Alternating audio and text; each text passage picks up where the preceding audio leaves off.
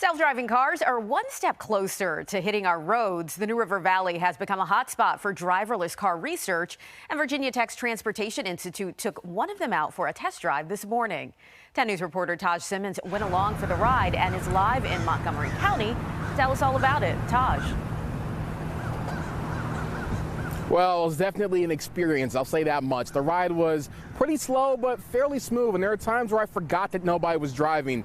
But then again, when the Smart Road has signs like these, I realized that all the seats in the shuttle were passenger seats.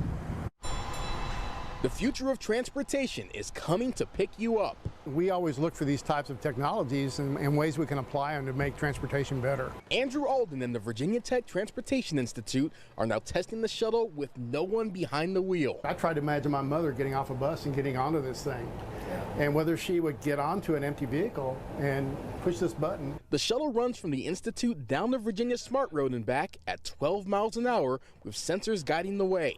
Alden says it could go even further in the next decade. The primary navigation, the mechanics of the vehicle, that's all there.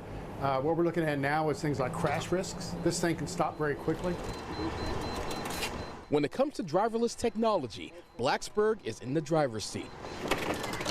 The Transportation Institute's neighbor, Torque Robotics, was bought by Daimler for its self-driving truck technology just 2 months ago.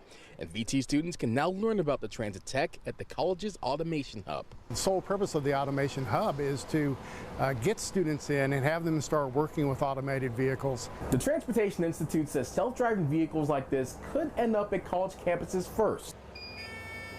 Its first stop could be at VT's Automation Hub to help inspire a new generation of engineers. What we're really looking for is the companies that are producing this kind of technology to bring them in to educate interns that may one day work for them. We can maybe start moving people around that may have trouble moving around.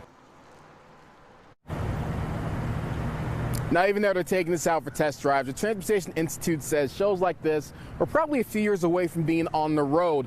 But there's already some autonomous technology like blind spot detection that we could get right now by buying some of the new cars that are on lots these days.